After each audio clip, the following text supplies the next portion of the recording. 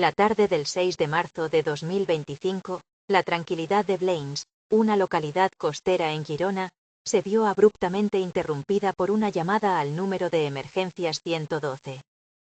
Francisco, un hombre de 53 años, alertaba de que su pareja, Eva, de 36 años, no respiraba. Cuando los servicios de emergencia del SEM llegaron al domicilio que compartían, encontraron a Eva sin vida sobre la cama. En ese primer momento, los intentos por reanimarla fueron inútiles. La escena parecía apuntar a una tragedia personal, un suceso desafortunado sin más implicaciones. Sin embargo, los primeros indicios y las primeras palabras del hombre que había dado la voz de alarma comenzaron a despertar las sospechas de los agentes de los Mossos d'Esquadra, que se personaron en el lugar. Eva era una mujer en la plenitud de su vida, con solo 36 años. Su muerte repentina era, en sí misma, un hecho que requería una explicación clara y convincente. Para su entorno, la noticia fue un golpe devastador e incomprensible. La primera versión que circuló, ofrecida por su propia pareja, hablaba de un posible accidente o de una sobredosis. Pero para los investigadores, algo no encajaba. Las circunstancias que rodeaban el fallecimiento de Eva presentaban demasiadas preguntas sin respuesta. La posición del cuerpo, los detalles del escenario y, sobre todo, la actitud del hombre que convivía con ella, generaron una atmósfera de incertidumbre que exigía profundizar en los hechos ocurridos en esa vivienda durante las horas previas. Los agentes de la División de Investigación Criminal, DIC, de los Mossos d'Esquadra, asumieron el caso. Su experiencia les decía que no debían dar nada por sentado. Cada detalle, por insignificante que pareciera, podía ser una pieza clave para reconstruir las últimas horas de vida de Eva. La prioridad era establecer la causa exacta de la muerte y determinar si había indicios de criminalidad.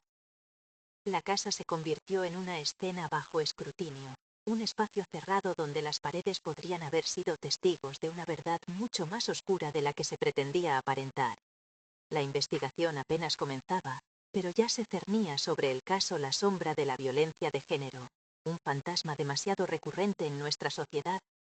La noticia del fallecimiento de Eva comenzó a extenderse, primero como un rumor, y luego como una confirmación que helaba la sangre.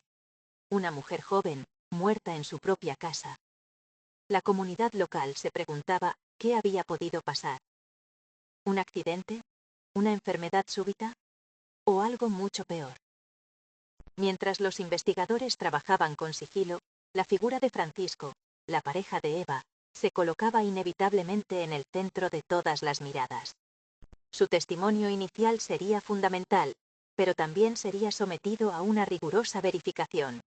Se iniciaba así un complejo proceso para desentrañar la verdad y hacer justicia a Eva, cuya vida se había apagado de forma prematura y en circunstancias que demandaban una respuesta. Francisco, el hombre que alertó a los servicios de emergencia, ofreció una versión de los hechos que, desde el primer momento, estuvo plagada de inconsistencias. Ante los agentes y posteriormente ante el juez, construyó una narrativa que intentaba alejar cualquier sospecha de agresión. Según su relato, Eva había sufrido una caída en patinete el día anterior, lo que explicaría los golpes y magulladuras que presentaba en el rostro. Además, sugirió que la causa de la muerte podría haber sido una sobredosis, insinuando un posible consumo de sustancias. Afirmó que, cuando él salió de casa por la mañana del 6 de marzo, Eva todavía respiraba, y que al regresar por la tarde, la encontró ya sin vida en la cama, momento en el que decidió llamar al 112. Esta explicación, sin embargo, no convenció a los investigadores. Las piezas del puzzle que Francisco presentaba no encajaban entre sí. La naturaleza y la gravedad de las heridas que se observaban a simple vista en el cuerpo de Eva parecían desproporcionadas para una simple caída de patinete. Los profesionales sanitarios y policiales, acostumbrados a tratar con víctimas de diferentes tipos de accidentes, detectaron rápidamente que las lesiones no seguían el patrón habitual de un golpe fortuito. Las contradicciones en su testimonio eran evidentes. Por ejemplo, el tiempo transcurrido entre que supuestamente la encontró y el momento en que realizó la llamada a emergencias parecía sospechosamente largo, un detalle que no pasó desapercibido. El relato del hombre continuaba desmoronándose a medida que los forenses realizaban su examen preliminar. Uno de los puntos más débiles de su versión era la cronología de los hechos. Los primeros indicios apuntaban a que Eva llevaba varias horas muerta cuando Francisco realizó la llamada de auxilio. Esto chocaba frontalmente con su afirmación de que ella estaba viva esa misma mañana. ¿Por qué esperar tanto tiempo para pedir ayuda? ¿Y por qué intentar atribuir la muerte a causas accidentales o a una sobredosis de manera tan insistente? Estas preguntas llevaron a los Mossos d'Esquadra a no descartar ninguna hipótesis, pero la posibilidad de un homicidio se convertía, a cada minuto que pasaba, en la línea de investigación principal. Ante el juez de guardia, Francisco mantuvo su inocencia y negó rotundamente haber agredido a Eva. Se aferró a la historia de la caída y la sobredosis, un escudo argumental que se revelaba cada vez más frágil. La falta de coherencia y las evidentes lagunas en su declaración solo sirvieron para reforzar las sospechas. Los investigadores sabían que la clave para desmontar su versión no estaba solo en sus palabras, sino en las pruebas científicas que pudieran obtenerse tanto de la autopsia como del minucioso registro del domicilio. La verdad no residía en el relato de un sospechoso, sino en los hechos objetivos y demostrables que la ciencia forense estaba a punto de sacar a la luz. La autopsia realizada al cuerpo de Eva fue el punto de inflexión que desmanteló por completo la versión de Francisco. Los resultados forenses fueron contundentes y no dejaron lugar a dudas. Eva no había muerto por una sobredosis ni por una caída accidental. La causa de la muerte fue violenta. El informe reveló que la víctima presentaba múltiples golpes en la cara, compatibles con una agresión directa, y, lo que fue determinante, una herida de arma blanca que le había perforado un pulmón. Esta lesión mortal desmentía categóricamente la narrativa del sospechoso, y confirmaba que Eva había sido víctima de un ataque brutal. Los hechos eran claros. Se trataba de un crimen. Con la confirmación de la causa de la muerte, la investigación se centró en la escena, el domicilio que Eva y Francisco compartían. Los agentes de la policía científica llevaron a cabo un registro exhaustivo de la vivienda en busca de pruebas que permitieran reconstruir la agresión. Los hallazgos fueron reveladores. Se encontraron restos de sangre en varios puntos de la casa, principalmente en el comedor y en la habitación donde fue hallado el cuerpo. Estos rastros indicaban que la agresión probablemente comenzó en una zona común de la vivienda y continuó o finalizó en el dormitorio. Además, se recogieron varias armas blancas presentes en el domicilio para ser analizadas y determinar cuál de ellas fue utilizada en el crimen. La investigación también sacó a la luz un dato crucial sobre el pasado de Francisco. Tenía antecedentes por violencia machista hacia parejas anteriores. Este historial delictivo reforzaba el perfil de un individuo con un patrón de comportamiento violento y situaba el caso en el contexto de la violencia de género. Aunque Eva nunca había presentado una denuncia previa contra él, la existencia de estos antecedentes era una señal de alarma que no podía ser ignorada. Las piezas encajaban con una trágica familiaridad. Un hombre con un pasado violento y una víctima que, posiblemente, sufría en silencio sin haber pedido ayuda a las autoridades. Las pruebas recogidas en el domicilio fueron determinantes para la detención de Francisco.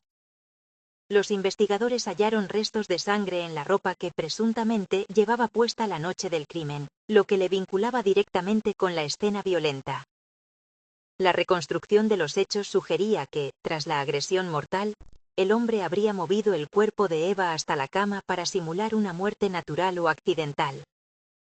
Se sospecha que abandonó la vivienda después del crimen y no regresó hasta la tarde siguiente, cuando finalmente llamó a emergencias para representar su papel de pareja afligida. Con todas estas pruebas, el juzgado de guardia número 3 de Blaines decretó su ingreso en prisión provisional, sin fianza. El trágico caso de Eva pone de manifiesto una de las realidades más dolorosas de la violencia de género, el silencio. A pesar de que existían antecedentes de violencia de Francisco hacia otras parejas, no constaba ninguna denuncia previa por parte de Eva. Este hecho no significa que la violencia no existiera en su relación. De hecho, tras su muerte, algunos testimonios de personas del entorno sugirieron que ya se habían producido agresiones anteriores que nunca fueron denunciadas. Este silencio, a menudo motivado por el miedo, la dependencia emocional, la vergüenza o la esperanza de que la situación cambie, se convierte en una barrera que impide que la víctima reciba ayuda y que el agresor sea detenido a tiempo. Es fundamental comprender que la violencia de género no siempre comienza con una agresión física extrema. A menudo se manifiesta a través de señales más sutiles que van escalando con el tiempo. El control sobre la forma de vestir, las amistades o las redes sociales, los celos constantes, el aislamiento del entorno familiar y de amigos, las humillaciones públicas o privadas, y la manipulación emocional son indicadores de una relación tóxica y abusiva. Reconocer estas señales de peligro, tanto por parte de la víctima como de su entorno, es el primer paso para romper el ciclo de la violencia. No podemos permitirnos mirar hacia otro lado pensando que son cosas de pareja. La historia de Eva nos obliga a reflexionar sobre nuestro papel como sociedad. La responsabilidad de combatir esta lacra no recae únicamente en las víctimas. Familiares, amigos, vecinos y compañeros de trabajo, tenemos la obligación de estar alerta, de ofrecer apoyo incondicional y de animar a denunciar. Existen recursos y profesionales especializados para ayudar, como el teléfono 016, que no deja rastro en la factura. Una simple llamada puede ser el inicio de un camino hacia la seguridad. Debemos crear una red de apoyo sólida que transmita a las mujeres que no están solas, y que romper el silencio es un acto de valentía, no de debilidad. No podemos esperar a que haya más casos como el de Eva para actuar. Su muerte, como la de tantas otras mujeres, no fue un suceso inevitable.